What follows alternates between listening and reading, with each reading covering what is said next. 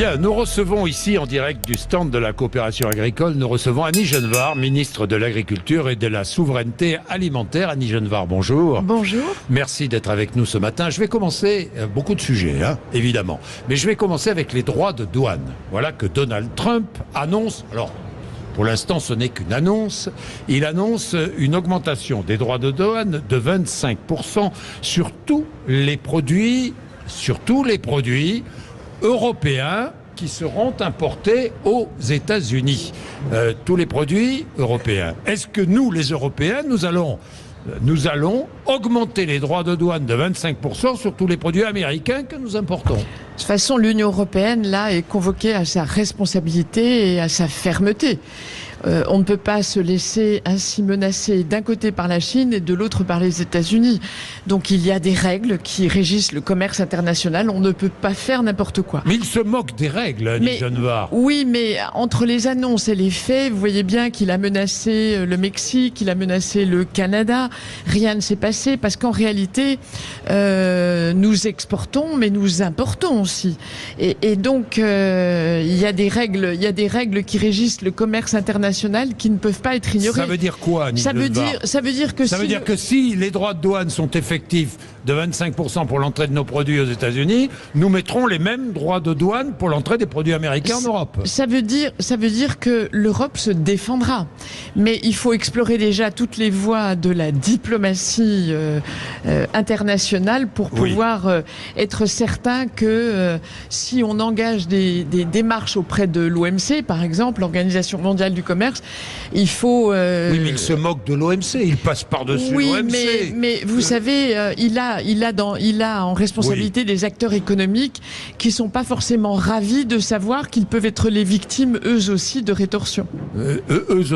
Donc il y aura des rétorsions, évidemment. Je ne sais pas s'il y aura des rétorsions. À ce stade, si vous voulez, entre la menace et les faits, il faut déjà s'assurer de l'effectivité de ces taxes. Cela étant, elles sont très préoccupantes parce que, par exemple, sur les vins et spiritueux, là, on est face à un tir croisé de la Chine qui compromet aujourd'hui des filières entières et notamment celle des brandies qui sont un fleuron de la gastronomie française. Et puis les États-Unis, donc voilà, dans tout cela, il faut raison garder, mais il ne faut pas être naïf. On ne peut pas être naïf. Le marché européen ne peut pas être le marché le plus ouvert du monde avec des pays qui sont les plus fermés au monde. Mais ça, on est bien d'accord. Tous les agriculteurs seront d'accord. Mais Annie Genevard, Donald Trump affirme que l'Union européenne profite des États-Unis. Les Européens ne veulent pas de nos voitures, ni de nos produits agricoles. L'Union européenne a été construite pour nous entuber. Voilà ce qu'il a dit. Bon, est-ce que nous sommes en train d'entuber les Américains? Je ne crois pas que les choses puissent évidemment se dire en ces termes. Il y a, on le sait, chez cet homme, le goût de la provocation. Voilà. Et il a, si vous voulez, une approche protectionniste, nationaliste. Et quand j'entends certains dire, il a raison, il défend ses producteurs. Oui, mais quand un politique français dit cela, c'est absurde parce que s'il défend ses producteurs, c'est au détriment des nôtres. Donc on ne peut pas se réjouir. Et le commerce, c'est la liberté, une liberté qui a ses règles, qui a son encadrement. Mais on ne peut pas imaginer que chacun se replie sur son précaré en disant « je ne commerce plus ». Je rappelle que l'Europe est exportateur net de produits agroalimentaires. Bien. Annie Genevard, souhaitez-vous l'entrée de l'Ukraine dans l'Union européenne? Je crois que le soutien apporté à l'Ukraine par le biais de la levée des droits de douane sur les produits ukrainiens a eu un effet immédiat de désorganisation de nos propres filières. Je pense en particulier à la volaille ou à la filière œuf qui sont des filières, en tout cas pour l'œuf qui est une filière qui est très performante. Sur la volaille... Concurrence déloyale. On est déjà... Concurrence déloyale, Annie Genevard. C'est une forme de concurrence qui n'est pas supportable par nos producteurs. C'est pour ça qu'on a mis des freins d'urgence. Oui. On a mis des freins d'urgence parce que l'agriculture ne peut pas supporter à elle seule la solidarité à l'égard de l'Ukraine, solidarité que nous devons à ce pays qui est agressé par la Russie. C'est la raison pour laquelle, Annie Genevard, je vous repose la question. Est-ce que vous souhaitez l'entrée de l'Ukraine dans l'Union européenne? Moi, je pense qu'à ce stade, il n'est pas possible d'intégrer l'Ukraine à l'Union européenne en l'état parce que on a affaire à une agriculture monde. Oui. Il faut voir ce qu'est l'agriculture ukrainienne. On est là dans des proportions qui sont considérablement désavantageuses pour nos propres producteurs européens.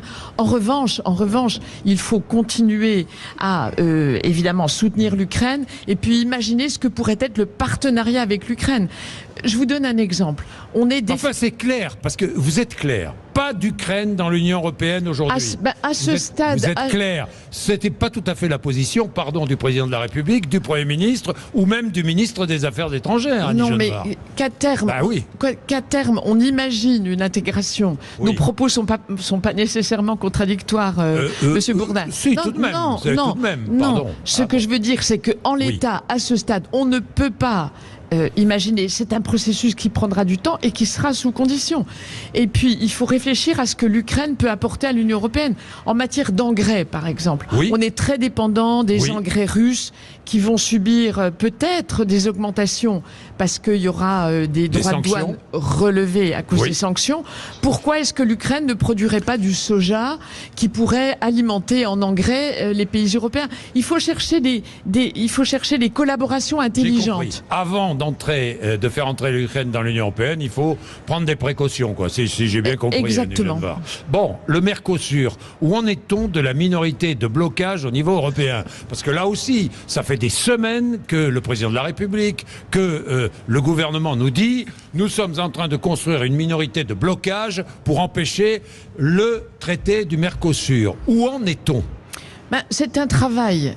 Vous êtes impatient et je le comprends. Non, je ne suis pas impatient. J'aime les réponses. Oui, mais j'aime les réponses. Mais je le sais. C'est pas pareil. Mais je le sais, Monsieur Bourdin. Mais ce que je veux dire, c'est que concrètement, qu'est-ce qu'on fait? On va voir les pays dont on espère qu'ils puissent voter contre ce projet d'accord, parce qu'il n'y a pas d'accord encore. Exactement. C'est un projet d'accord signé par Madame von der Leyen. Ce projet d'accord a été signé à Montevideo par Ursula von der Leyen, mais les parlements ne se sont pas prononcés, les États ne se sont pas prononcés. Nous, ce que nous faisons à notre niveau, le président de la République, le Premier ministre, la ministre de l'Agriculture, se démultiplient sur le terrain auprès de leurs homologues pour convaincre. Moi, ce que je constate, chaque fois que je vais à Bruxelles, je discute avec mes homologues. Je vois quand même que ce n'est pas avec un appétit extraordinaire qu'ils envisagent la signature. De blocage. Alors, combien de pays nous La minorité de blocage, la France est contre, clairement, la Pologne est contre, clairement, l'Autriche est contre. On constitue, on fait ce travail de conviction. Je rappelle qu'il faut 15 pays sur 27 pour adopter le traité représentant 65% de la population européenne. Et il faudra ensuite une majorité au Parlement européen. Exactement. Donc ça fait beaucoup d'obstacles. Ça fait beaucoup d'obstacles. Mais j'observe, il y a des votes qui sont instructifs. Il y a un vote sur un amendement présenté par un député européen français sur l'adoption ou non du Mercosur.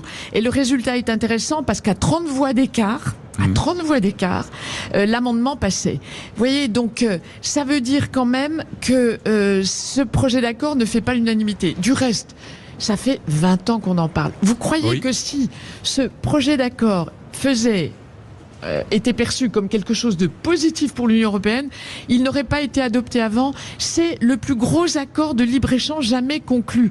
Donc il faut bien imaginer les retentissements que ça a sur nos propres producteurs. Bien, j'ai écouté le président de la République quand il est venu au salon de l'agriculteur. Qu'a-t-il dit? Il a dit il faut assumer de produire plus. Vous assumez, vous dites la même chose. Ça fait des semaines et des mois que mon mantra, c'est de dire produire n'est pas un gros mot, parce que pendant longtemps, on a dit « Oh mon Dieu, produire, ça pollue. Oh mon Dieu, produire, c'est du productivisme intensif. » Enfin, j'invite tous ceux qui pensent que l'agriculture française est productiviste à aller dans des pays véritablement productivistes. Qu'ils aillent voir les méga-fermes, les fermes avec des milliers d'hectares. Tiens, en Ukraine, par exemple. Par exemple en Ukraine. Mais la France s'honore d'avoir un modèle d'exploitation production familiale à taille humaine. Et donc, voilà. Donc, produire plus, ça veut dire pour produire plus, il faut moins de contraintes, ça veut dire moins de pesticides, ça veut dire plus d'utilisation d'eau. On est clair. Pour produire, il faut 3 choses. Il faut de la terre. Oui. Donc, il faut préserver la terre agricole comme la prunelle de nos yeux. Oui. Il faut de l'eau. Et là, j'invite tous ceux qui s'opposent au stockage de l'eau de raison garder, parce qu'en s'opposant au stockage de l'eau, ils s'opposent à la production française et ils mangeront fatalement des produits venus de l'étranger, donc on perd en souveraineté alimentaire. Et il faut aussi des outils de protection des cultures, c'est-à-dire des produits phytosanitaires, pour autant qu'ils ne soient pas dangereux pour la santé. C'est assez basique, si vous voulez. Est-ce qu'on a trop interdit l'utilisation de produits phytosanitaires? Est-ce qu'on est allé trop loin en France dans l'interdiction? Vous savez, on est allé trop loin quand on surtranspose.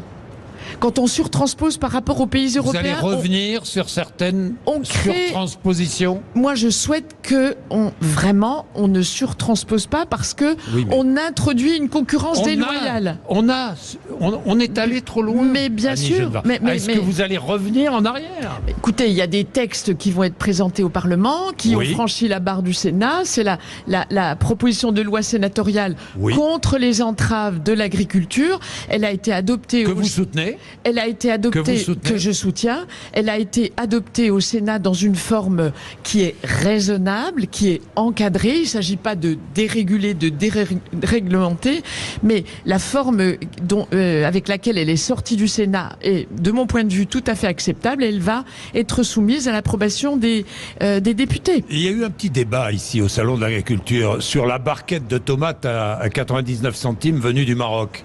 Mais que peut-on faire? Que peut faire un agriculteur français face à cela? Alors, que peut-il faire?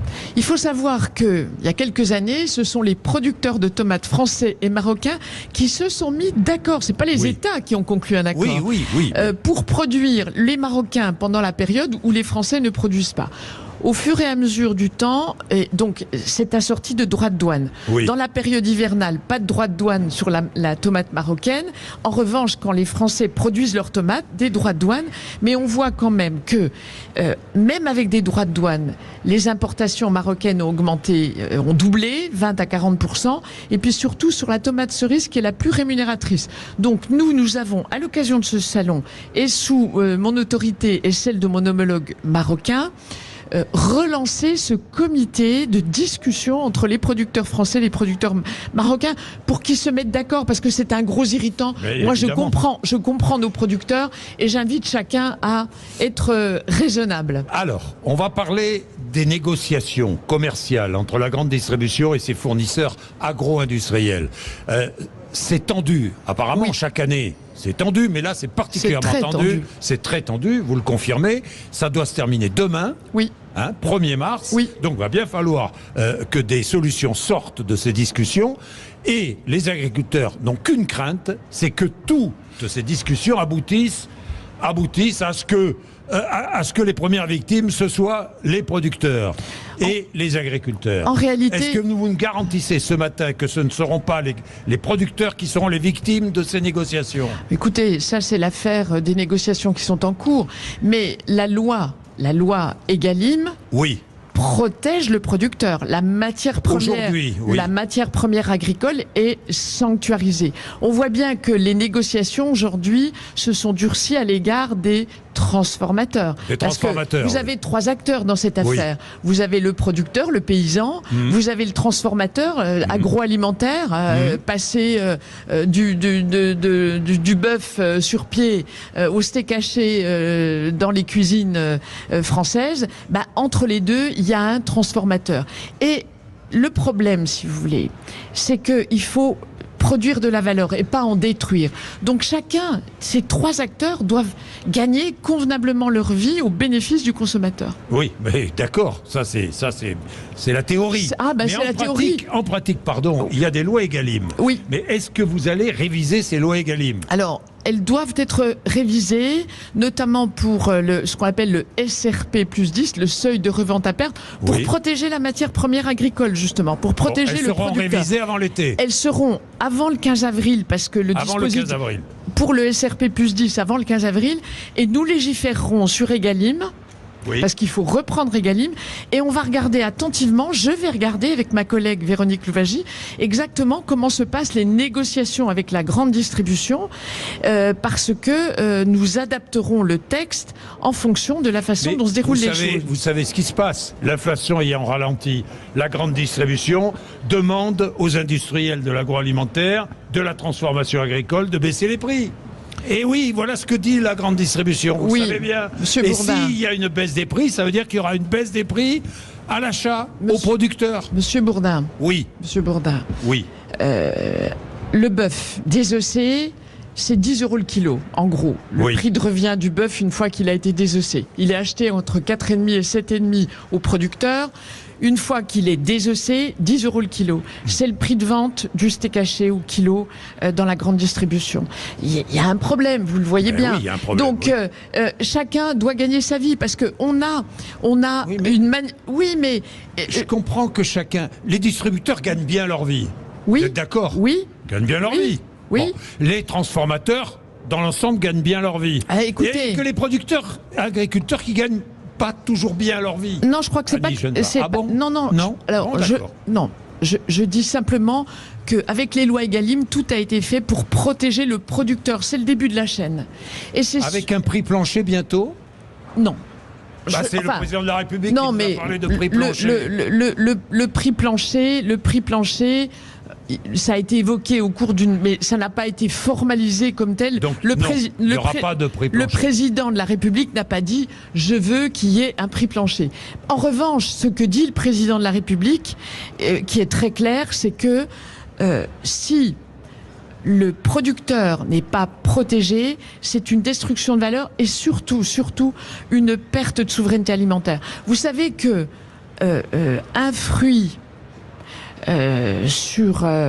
en gros, on n'est pas souverain sur le plan alimentaire pour les fruits à 60%. Oui. 6 fruits sur 10 consommés en France n'y sont pas produits.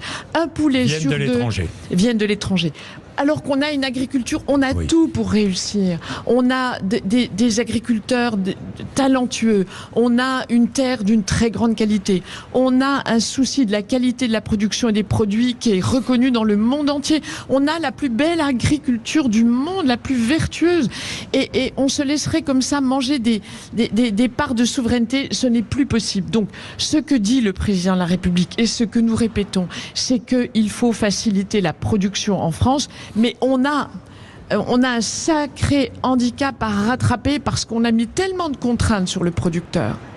Et pendant si longtemps, il a si mal été rémunéré de son travail que, évidemment, il faut remonter la pente de cette situation. Parmi les contraintes, il y a les contraintes environnementales. Je lis ce que déclarait Laurent Wauquiez, que vous connaissez bien, organisme, l'OFB, qui veut contrôler nos agriculteurs avec un pistolet à la ceinture. Vous emploieriez les mêmes mots que Laurent Wauquiez?